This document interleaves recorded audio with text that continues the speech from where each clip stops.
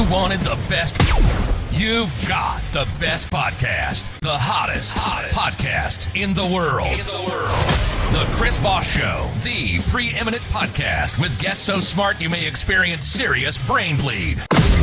Get ready. Strap yourself in. Keep your hands, arms, and legs inside the vehicle at all times, because you're about to go on a monster education roller coaster with your brain. Now, here's your host, Chris Voss.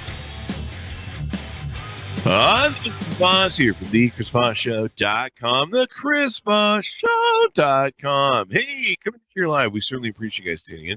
Thanks for being here once again. Be sure to refer the show to your friends, families, relatives. Go to youtube.com/Chris Voss. Tell them. Hit the bell notification button. Go to goodreads.com/Chris Voss. See everything you're reading and reviewing over there. Also go to all of our groups, Facebook, LinkedIn, Twitter, Instagram, all those crazy places that we're at on the internet. You want to check that out as well. We are, of course, talking with so many people these days. You definitely want to subscribe to the show. Give it a referral. Go over to itunes.com and give it a referral. Say, hey, great things about the show. Give that 5-star rating. That really helps us out. We really appreciate that.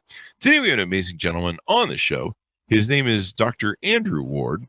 He is the podcast host for his podcast called Into the Fix. And this thing is out on iTunes, and we'll find out more about it from Dr. Ward. Welcome to the show, Dr. Ward. How are you? Very good. How are you doing? Thanks for having me. There you go. Thanks for coming by. So, Dr. Ward, give us your .coms where people can find out more about you on the interwebs. Intothefix.com. And then the podcast is on all the major sites, so you can get that anywhere. There you go. Order that up. Subscribe today. So tell us a little bit of background history on you and what got you into your podcast. Sure. I grew up in Indianapolis in a trailer park. Eventually kind of made my way to studying religion and philosophy. Along the course, realized that probably wasn't going to be a place I wanted to land, and made my way into psychology. Eventually came out to Pittsburgh, went to Duquesne University and got a PhD in clinical psychology. Went to work for the federal government. I worked in the Federal Bureau of Prisons. Worked with drug addicts, ran a treatment program, ran a sex offender treatment program. At the same time, my wife and I were having our son, and we decided to open a private practice so that she wouldn't have to go back to work at the hospital she was working at. And so over the course of 12 years, we went from her and I working out of one room to having 35 contractors who work for us. Wow. Seeing about 500 appointments a week. That's a lot of people, man. That's a lot of people. That's a lot of, and what was your relationship with your mother going on? Yeah, a lot of it. I don't hear much of that. I hear much relationship with your wife. Oh, so those I hear those a lot. So you did that for how many years? I worked in the federal prison for about 12 years, and then I left and I came to my private practice, and we've been doing that it's been open for about 12 years as well. Wow. So you got a lot of experience with people in their eggs their eggheads that are coming in broken, going, please fix me up. What motivated you want to start the podcast? Well, one of the things that I used to tell people was that, the issues I saw when I worked in the prison and the issues I see in my private practice aren't that different. They're actually the same issues. They're just sort of presented in different ways. So in my private practice, I might have a guy whose wife's upset because he works too much and doesn't see their kids. Mm-hmm. In prison, you might have a guy who has 5 kids and he's never seen any of them. It's sort of the same issue. It's just the extremes. It's very different as far as the extreme.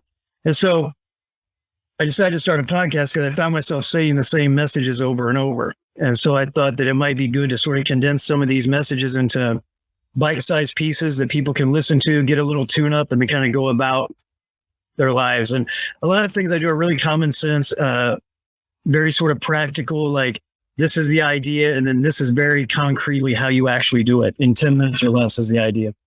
And it looks like, looking across the episodes, it looks like it's real relationship focused. Yeah, generally it can be relationships. A lot of things I'll talk about is sort of people being more compassionate to themselves, being kind to themselves, because I think that also affects relationships. I think the way you feel about yourself affects the way you treat other people. And I think a lot of, one thing I say a lot to my clients is that everybody agrees that everybody makes mistakes until it's them. Mm-hmm. And then people get really harsh on themselves and really hard on themselves for making the same mistakes that everybody else has made. And so part of it's relationships, part of it's really just about self-acceptance and sort of just being a better version of yourself. At the end of the day, I don't think people are inherently bad. I think people are inherently confused. And so I think life's hard. And so I think anything to make it easier. Yeah, it's interesting to me how people just jump right into being in a relationship, and they jump into being in a relationship, and they're bringing all their childhood trauma and maybe sometimes undeveloped skills as a human being. Right. Yeah, and they just take it right into a relationship and start having kids, and that's a whole new complication of itself. So yeah, I noticed you make these fairly short, so that tell us why that is. Well, I think that a lot of people, like I said before, I think a lot of people are resistant to therapy just because of the idea of it. And I see a lot of, having worked in the prison, I got used to working with all types of people, because you'll see CEOs who are in there for embezzlement. You'll see dudes who are in there for looking at child pornography. So you have people from all different sort of walks of life. And I think generally people have a fairly small attention span. I think probably 10 or 15 minutes is probably about what most people have to offer. And so, wait, what did you say? No, about 10 or 15 minute attention span, right? And so I'm just kidding, Dr. Ward. Yeah. So I try to keep it short, because I think that after about 10 or 15 minutes, I think people start hearing Charlie Brown's Teacher. That's probably true. I never thought of it that way. But yeah, that's true.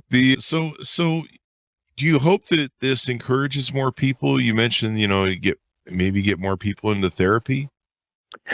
Yeah, I think, or, one of the things that really sort of, I don't know about your politics, but I think everybody would agree that the temperature is pretty high right now in this country. Like, everybody's just sort of just irritated. And I was in the airport the other day, and I was just stunned about how just rude people were. Things that wouldn't have happened 5 or 6 years ago, literally, like the plane taxied, and before, it even stopped, people were out grabbing their stuff, jumping in front of each other to get out of the plane. And like, they used to do some more courtesy, I guess. Right. Yeah. And so part of it would be that people would get into therapy. I think the other hope would be that people would listen to these and just sort of slowly start kind of tuning things back themselves. Like, even if you don't need to go into full out therapy, to me, I don't think everybody needs therapy, but I think probably everybody can make a little tweaks here and there. I never need therapy. I probably need therapy most of my life. So reading through some of these things here, accepting your partner, forgiving your partner, plans versus goals in a relationship, accepting your past, comparing yourself to others, facing your past. Yeah, it's interesting to me. We've had a lot of great authors and people on the show, and it's interesting to me how much your trauma from childhood shapes your whole freaking life. Like, I agree. You take everything and just go right back to zero, and there it is. Well, I would even say, to me, it doesn't even necessarily have to be trauma, because one thing that, to me, I don't think our parents make us who we are. I think our parents set a template for what we expect. Maybe if you grew up in a household where people are critical, I think you're going to view the world as a very critical place. If you grew up in a household where people tell you, just try your best and everybody makes mistakes, I think you're going to see the world as a more forgiving place.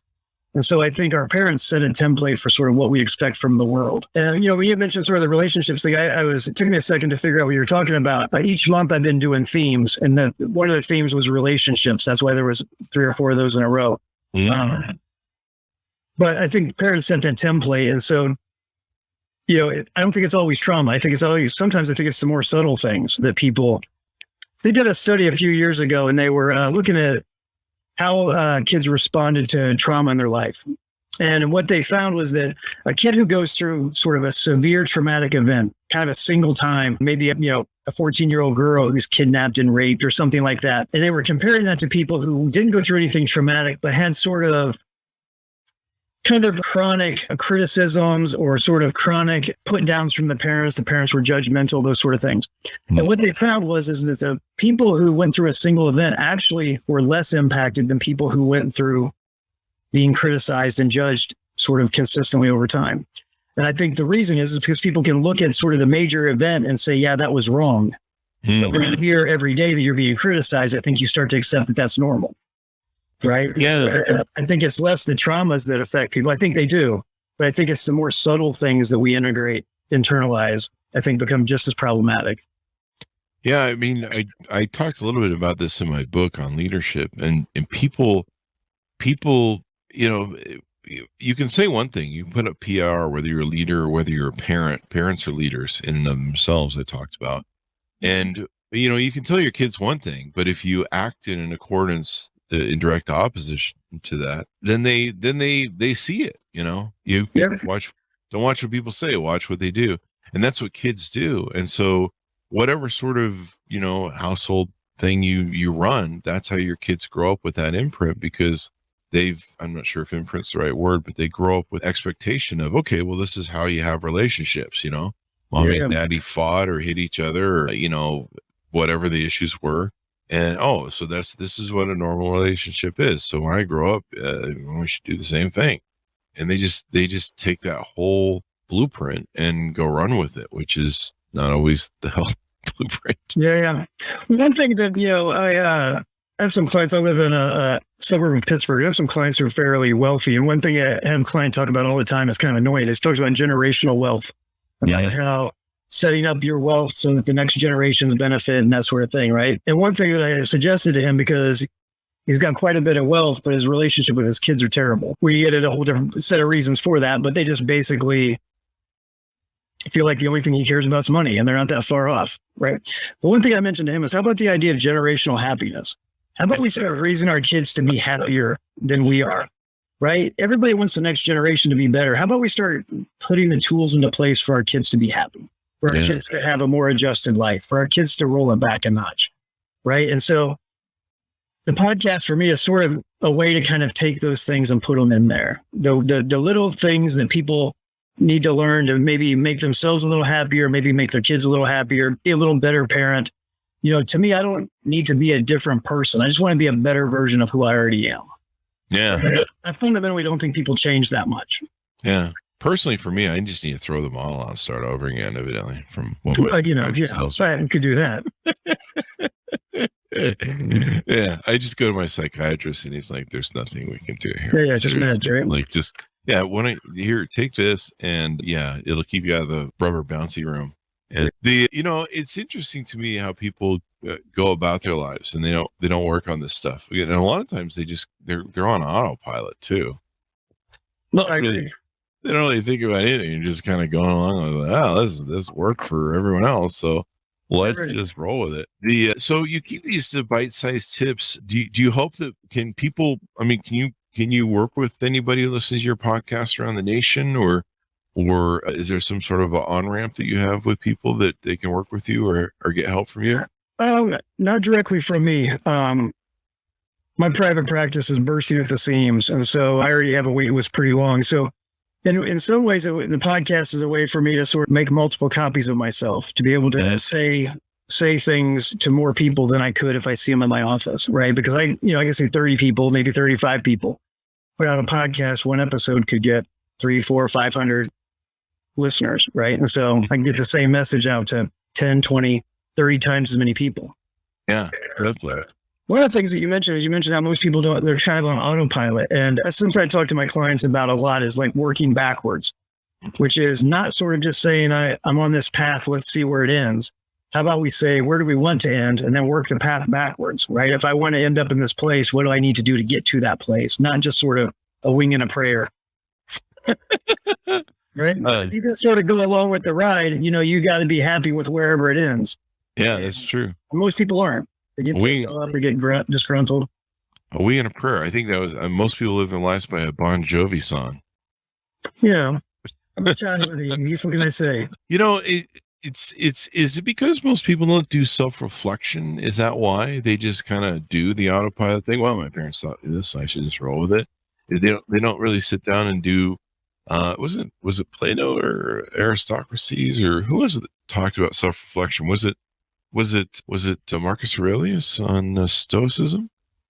Talked about self-reflection. I think a lot of people don't have. I think a lot of people lack purpose and meaning in their life. Right. Meaning if there's nothing that really drives you, then there's no reason to really step on the gas.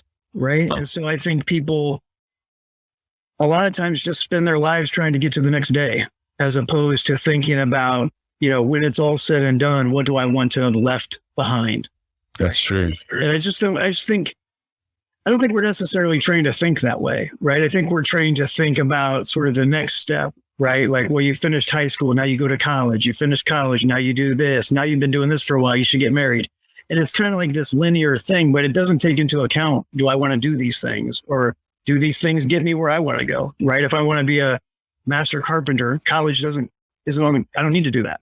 Mm-hmm. So like being able to say, what do I want out of life?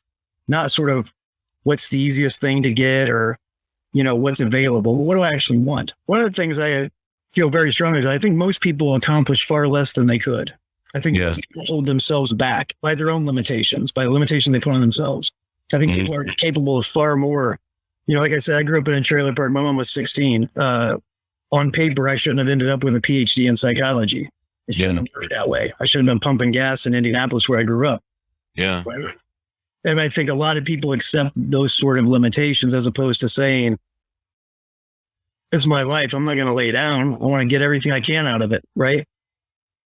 Yeah. I mean, a lot of people don't really get it till later in life where they kind of, for me, I mean, I didn't go on autopilot throughout life. In fact, I was trying to figure out why everyone else was, but I had my own issues from childhood. And, when I look back on 50, you can finally look back and you can go, yeah, there's a whole trail of destruction there, man. I can see it. It just wanders through the woods there. In me. Yeah. I've been carrying all this time. All right. Yeah. Okay. What's this about? What's going on here? You finally reach that point, or sometimes you reach a crisis point in relationships where maybe people get divorced, or the kids won't talk to them anymore, or something like that. Right. Yeah. It's really interesting. What are some other aspects of what you're planning for the future on the podcast? Well, right now, what I'm trying to do is just sort of build a listener base, get people invested. I want people to start sort of viewing it as kind of a community where you come in on Monday, you get your 10-minute fix. And then, one of the things that I think that, technology and social media, I think, has changed everything. Everybody knows that, right? But I think in one ways that I think that it's sort of been detrimental is I think we have this sort of fast food mindset about everything. Yeah. Sort of the minute I hear something, I'm on to the next thing. Mm-hmm. Right. And one of the things that I try to encourage people is listen to my podcast twice. Go back and see if there's something you heard the second time you didn't hear the first time, because there probably will be, and one of the things for me is that every lesson doesn't need to be a new lesson, right? Sometimes it's just saying something you already know in a way that makes some more sense this time, because, generally I don't see 100 different problems in my private practice. I see probably 10 problems, 10 different ways. So there's probably 10 things that people come in with, and then we sort of boil it down from there. So I think, my goal would be that people start kind of investing in themselves, start, wanting to be a little better person. I think fundamentally people try to do what they think is right. Sort of at my core, I believe in the goodness of people. I don't think that there are very few times people say this is right and this is wrong and I'm going to do the wrong thing. Mm-hmm. I just don't think people typically do that. I think people typically try to do what they think is right. And then when they look back, they realize, that was not good at all, or that was bad, or that didn't work the way I thought it was going to. Right. I thought leaving my wife for a 25-year-old woman was going to work. Maybe that wasn't the right idea. At the moment, I wasn't trying to implode the relationship with my kids. I thought I was doing the right thing. Right. I mean, so. Yeah. I mean, I think they get much further if they're just kind to themselves, right? Just take it easy on yourself. It's not that bad. You're not that bad of a person. Is it because some people, they think the whole world, like I meet people sometimes, and I'm kind of surprised at sometimes the age of when I meet people that think the whole world is watching them, that the whole world gives a shit. Like, right. Like you like they're on a TV show and they're the lead character and the whole world's going, oh, Bob didn't spill his coffee this morning. It's interesting how people, they think the whole world's watching, and then some people get over it. They don't, they don't care. They're like, they realize that, like, hey, no one really cares, man. Like no one's watching me. I'm not being rated for this in any way, shape, or form. Well, and I guess what I would say is, even if people are watching, they're no better than me. So that's true. My part of it is, one thing that because one of the things people come in a lot is really sort of self-esteem issues, insecurity, that sort of stuff. I see that a lot. One thing I say is, I'm not better than other people, but nobody's better than me. And I think that that's a very healthy approach to life, which is I'm not better than you, but you're sure as hell not better than me. We're all dealing with the same stuff. We're all trying to figure out the same stuff. We're all just doing our best to get through, and so, I'm not a judgmental person, having worked with perverts and pedophiles for 5 or 6 years. I never understood why they did what they did. I can't go that my brain doesn't go that route. I don't think of kids that way. But what I could relate to is completely imploding your life. I think we all have the possibility to do that at any time. Just start making bad decisions and implode my life. I think I'm fully capable of doing that. And so I never related to what they did. I always related to the fact that given the right situations, I could do something equally bad. Yeah, there's a lot of ways to ruin your life these days. You see some people that, I see some people that go to jail, and sometimes they just make, some really bad decisions in the span of an hour. Oh yeah, and that's all it takes, and then your freedom's over and everything else, and maybe there were lots of things that maybe led you up that you didn't fix that caused you to make those final choices. But yeah, we live in a very unforgiving world sometimes, and sometimes you've earned it. If you've done something really heinous, that's the reason they have prisons and everything else. Well, one thing I think, to me, there are people who make mistakes and there are criminals, and those aren't always the same things, even in a jail setting, right? Because there are guys who their entire life is structured to get around the system, and they're going to be criminal dudes. They're going to be criminal no matter what they do. If they're selling a car, they're going to try to skim a little extra money. If they're selling Girl Scout cookies, they're going to try to skim extra money. It doesn't matter. And then there are people who generally lived, I would say, law-abiding lives and then made a mistake. White-collar criminals sometimes. A lot of times your child pornography guys, they don't have a criminal history other than what brought them into prison. Yeah. So, to me, there's criminals and there's people who break the law. And I think most people break the law. I don't think most people are true criminals. Yeah. It's an interesting road to go down. So anything more we need to know about you and the podcast and what you're doing there?